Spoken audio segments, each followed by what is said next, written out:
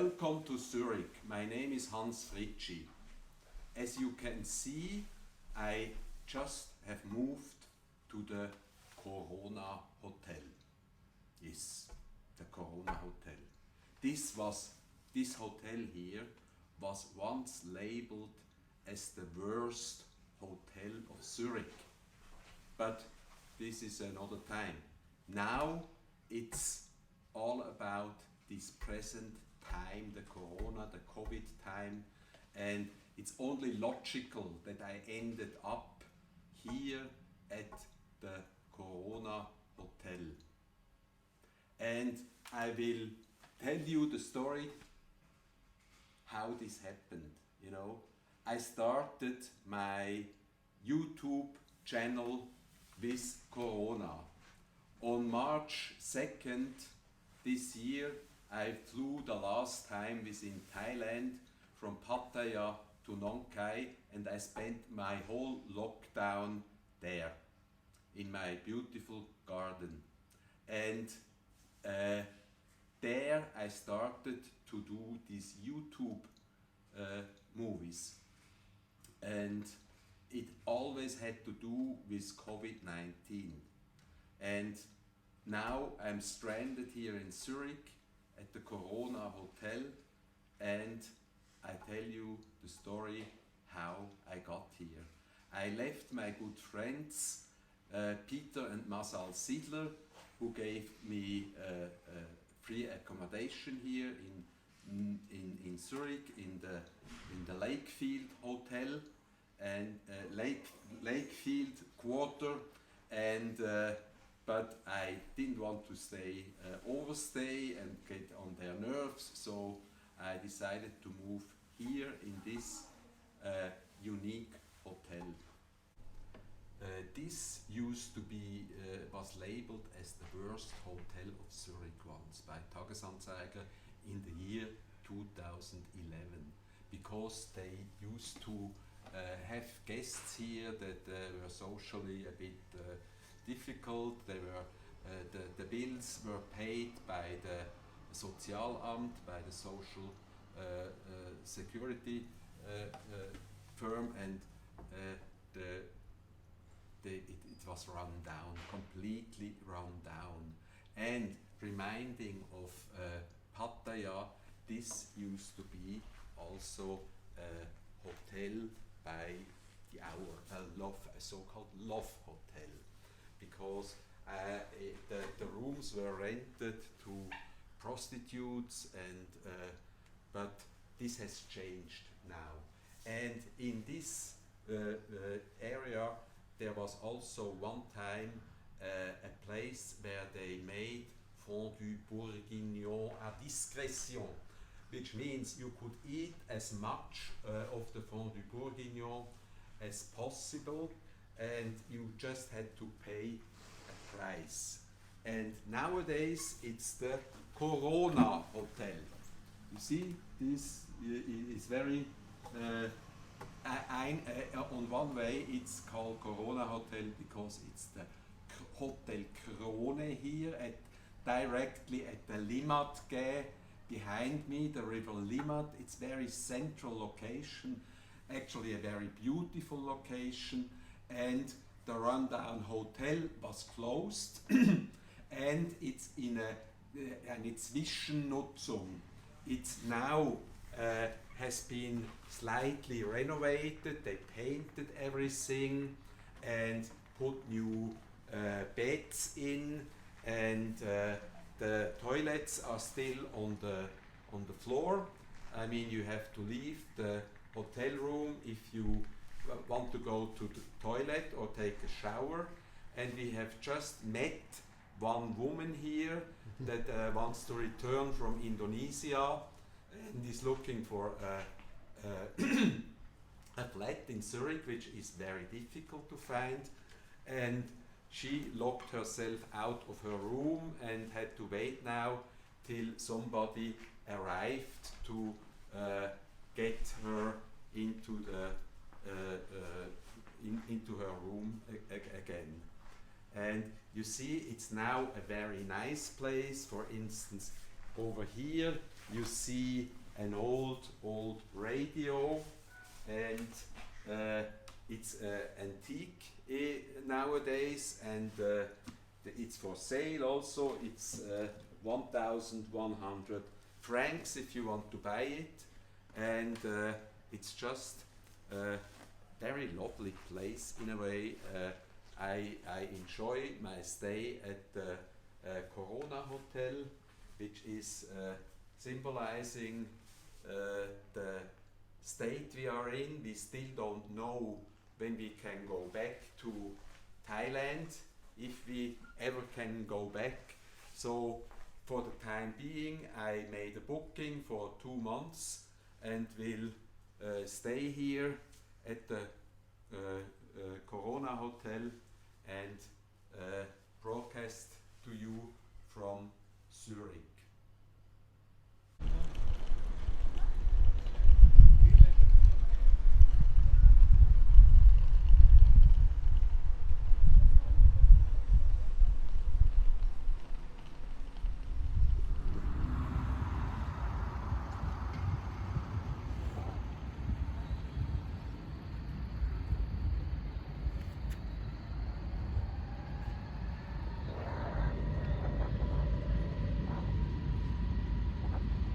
Okay, we are now at the Lindenhof. This is the route, if you like, of Zurich.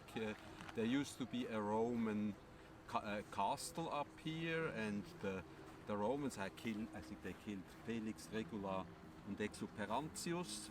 They are the saints of Zurich, remember? This is my friend Peter Sidler. We met about 30 years ago in Bangkok and have traveled a lot together. Remember our first trip we made together in Thailand? First trip was from Bangkok to Nong Khai by train. We arrived in Nong Khai. I remember the guest house we went to. It was called Savadi Guest House. But the most memorable thing to remember is the manager warning us, "No prostitutes, no prostitutes." So we didn't stay long in Nong Khai. We crossed then the Mekong by boat, a ferry, a kind of a ferry, because the bridge was not there yet. I'm not sure if they started already building or even that not. There was no bridge. And what did we do in Nong Khai? I mean, was there anything to do at all at that time? Beside making sure that we didn't bring in prostitutes, we had a couple of noodle soups and probably the saltfish. Maybe we had a saltfish, or was that later you visited me together with your wife Mazal? No, the saltfish was later, and the walks on the Mekong, all this was later. What is it called? Which market? The Indochina market. The Indochina market. Tazadech, yes, we went to Tazadech. Yeah. And but then I think not more than 2 days we stayed in Nong Khai, and then we went over to Vientiane. This was my first time in Nong Khai too, and who would have thought that 30 years later, in Corona times, I would live there for good. And I hope you will visit me sometime soon again. I hope so too, as maybe not this winter, but the winter after, because I not really want to go back to Bangkok and to Pattaya, but Nong Khai anytime. Yeah, it's a very nice place. And then we continued on from Nong Khai. I mean, it was difficult. If I remember right, we had to send the fax over to get through the customs, right? But we both had visas. In these days, you could not enter Laos and get the visa on arrival. We had to have a visa before. Then we were in. But what I don't remember is, how did we go to Luang Prabang? Did we fly there, or did we take a bus? I think we flew. I think we flew with an old Russian machine, I believe, with the smoke coming out, I mean the cooling smoke, it looked like the plane was burning. And then Luang Prabang in those days was a beautiful, sleepy little town. There were no tourists. We stayed in a hotel called the Villa de la Princesse. Right. When I went back to couple of years ago to Luang Prabang, it's a total circus. I mean, it's flooded with tourists doing all the same thing, going up and down the night market, buying stuff they don't really need. The Villa de la Princesse is now a star. Villa Santi, it's called today. Nowadays. And it's expensive. It's Very up to $200 expensive. a night. We paid, I think, $20, $25, not more in those days. Yeah, it was all cheap, and but we didn't go on the Mekong River on that trip, right? No, we went. Sissi, we went to this a little bit up, and there's a kind of caves full with Buddhas. You arrive by boat, and then you have to climb up a little bit to this Buddha filled with Buddhas. Statues. And then I think the river coming in there into the Mekong was the Nam U. We took a boat, we went a little bit up the Nam U. I remember we stopped at the place where they were producing in a very primitive way kind of Lao whiskey by the riverside. That's about it. And then there was a beautiful place to stare into the sunset. And having a beer, I would suppose we had a beer then. The famous Lao beers, yes. Still very good today. Very good beers. We had good food, and it was But okay. on your last trip, you went up, now down the Mekong, right? And ended up in Luang Prabang. Yes, we crossed the border. I don't remember the place called the little town in Thailand, but we went over the river to Huai Sai, I think it's called. And there I didn't know, I bought tickets for one of these idiotic boats going down the river, cheap. So I went to have a look in the morning, and then a guy came towards me and said, you need boat. And then I told him, no, I have tickets, showed him the tickets. And then he told me, those tickets for shit boat.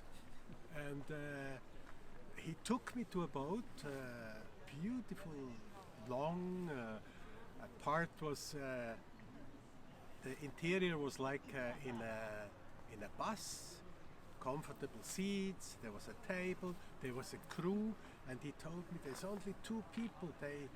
They hire the boat, they go down to Luang Prabang, but their Germans asked them if they wouldn't mind if you join them. So I asked, and they said of course not. We had to pay each one, Mazal and myself, $100, and we were on this boat. We got food, it was comfortable, and at I think halfway down we stopped. We went to a hotel there, I don't remember the place. The morning after, back on the boat and to Luang Prabang. There I had one of my favorite ways to find the guest house. You hire, because we had little luggage, so we hired guys with motorbikes, and we explained to them, take us around, show us guest houses, we don't want to pay more than $25. And the one we choose, we take, and then we pay you there.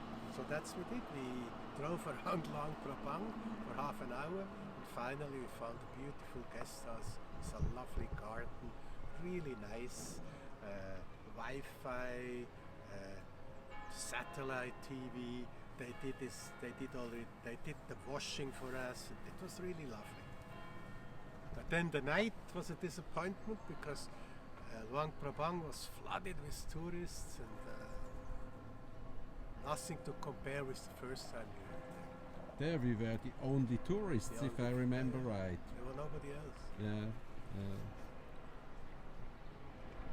So, thank you, good friend Peter. We did, by the way, we were journalists when we met in Bangkok 30 odd years ago. You were working for Neue Zürcher Zeitung. You were for Tagesanzeiger? yes, I was a freelance journalist. You were the official guy, and we did many trips together. And today, you know, we sit at Lindenhof, and we were able to travel around the mighty Mekong. Und wieder am Mekong, as Hugo Lötscher used to say, you know, the writer Hugo Lötscher, alas, again at the Mekong, he wrote one times, and we are sitting at the shores of the river Limmat, and we're traveling around the Mekong region, around Nong Khai, and this feels like home a little bit. How we say, und wieder an der Limmat. Und wieder an der Limmat.